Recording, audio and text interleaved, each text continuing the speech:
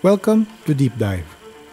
In this episode, we talk about the occult roots of religious studies.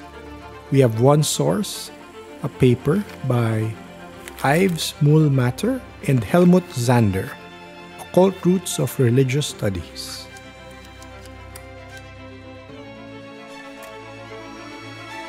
Kumusta? Naisip mo ba na ang isang field gaya ng religious studies, yung akala natin laging logic at facts lang, ay may mga ugat pala na parang konektado sa esoterismo o okultismo. Medyo weird pakinggan, no? Parang magkasalungat. Ngayon, yan ang sisilipin natin. Gagamit natin yung insights mula sa The Occult Roots of Religious Studies ni Muhlmatter at Zander. Ang misyon natin, alamin itong hindi masyadong napag-uusapang koneksyon. Tapos, tingnan natin paano nito binabago yung standard na kwento about sa history ng religious studies. Importante ito para sa'yo, para makita mo kung paano nabubuo ang mga field of knowledge, di ba? Sige, umpisahan natin sa pinaka-basic argument nila. Sinasabi nila, bale, ng religious studies, itong academic discipline na to, may mga connection pala sa esotericism na madalas, parang hindi sinasabi. O minsan sinasadyang talagang hindi isama sa official history. Halimbawa, si Friedrich Max Müller. Isa yan sa mga parang founding figures, di ba? Alam mo ba, pinag-aaral niya raw ng mabuti yung theosophy ni Blavatsky.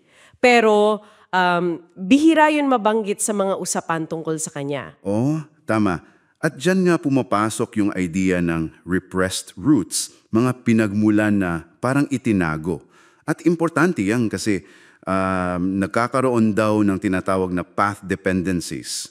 Path dependencies? Ano yun? Ibig sabihin, kahit na parang itinanggi na or kinalimutan yung mga connection na yon dati, yung mga influence nun, posibleng nakahubog pa rin sa direksyon ng field. Alam mo yun, hanggang ngayon. Isang malaking example dyan yung theosophy. Yung movement na yon, 1875 ata yung tinatag. Ang goal nila, pag-isahin ang science at religion. Tapos, sinasabi nila, empirical daw sila. Sila rin yung naging parang channel ng info about other religions, lalo na yung mga galing Asia, through translations.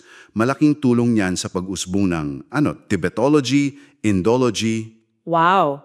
So parang sinasabi mo na kahit itinago raw, may epekto pa rin. May bakas pa rin kung paano nag-evolve yung religious studies. May mga specific bang tao, mga scholar na klaro yung link? Oo, meron. Halimbawa, sa Tibetology, sina John Woodruff, tsaka si Walter Evans Wentz. Siya yung nag-translate ng Tibetan Book of the Dead, di ba? Oo. Kilala yan. Ayon. Sila may malapit daw na ugnayan sa theosophical circles, pati sa pag-aaral ng Jewish Kabbalah, yung mga figures like Martin Buber, Gershom Scholem, may connections din daw. Kahit yung mga nagpasimuno mismo ng academic study ng Western esotericism like si Anton Faber o kahit mga sikat na scholars ngayon sina Coco van Stukrad, si Jeff Kripal, may mga personal link din pala sila o past involvement. Grabe. Hindi lang pala basta inaaral nila, no? Minsan parte rin sila nun? Parang ganon? Oo, parang ganon. Hindi lang object of study, minsan may personal connection. Okay, pero teka, bakit kailangang itago o iiwalay? Ano yung nangyari? Bakit nagkaroon ng ganong effort? Diyan na pumapasok yung sinasabi nilang boundary work. Yung pagtatakda ng hangganan. Isipin mo kasi, late 19th, early 20th century, kasagsagan ng pag-usbong ng modern universities, kailangan ng religious studies na i-prove yung sarili niya, na isa siyang legit na scientific field. Para maging tanggap-tanggap sa academe? Oo, eksakto. Para mangyari yon, kailangan nilang lumayo, hindi lang sa traditional theology o sa sociology na lumalakas din nun, kundi lalo na sa mga tinuring nilang pseudoscience.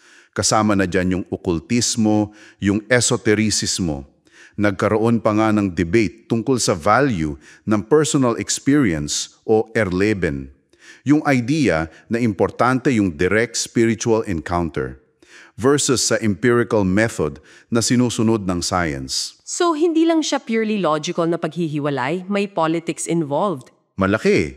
Yung pagdrawing ng line kung ano ang scientific at hindi, apektado yan ng politics sa loob ng university, ng funding, ng pagkuha ng respeto mula sa ibang disciplines. Hindi laging objective. Nakakaintriga yung boundary work na yan. Parang self-preservation din ng field. Pero nabanggit din sa material na kahit mga sikat na scientists mismo, may interest din pala sa mga topic na to. Tama. At isa pa yung interesting point.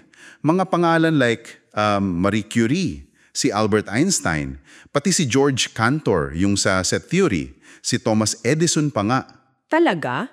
Sila rin? Oo. Lahat sila may mga record na nagpakita ng interes sa mga bagay ng ngayon, siguro tatawagin nating esoteric, spiritualistic, o paranormal. Pinapakita lang nito na sa personal level, hindi pala ganun ka-strict yung boundaries kahit sa mga tao na nasa gitna mismo ng scientific revolution. Iba yung formal discipline, iba yung personal curiosity or belief. Okay. So, kung pagtatagniin natin lahat to, ano yung takeaway para sa atin? Bakit mahalaga na malaman natin itong parang secret history? Well, yung pag-intindi natin dito sa mga roots na to, binibigyan tayo ng critical lens para masuri natin kung paano ba talaga nagde-define ng sarili ang mga academic fields. Ano ba yung standards nila? Ano yung knowledge na tinatanggap nila as legit? At ano yung parang itinatakwil o hindi pinapansin? So, hindi lang siya basta trivia about the past. Hindi lang.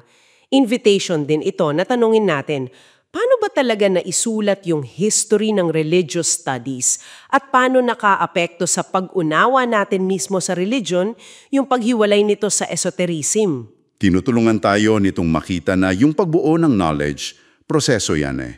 May biases, may tinatago minsan, hindi laging purong objective. Malinaw. So, yung akala nating straightforward, logical na pag-unlad ng religious studies, mas komplikado pala. May mga hidden connections, mga liku-liko, challenging talaga sa standard narrative. Oo. At iiwan ka namin ng isang tanong para pag-isipan mo.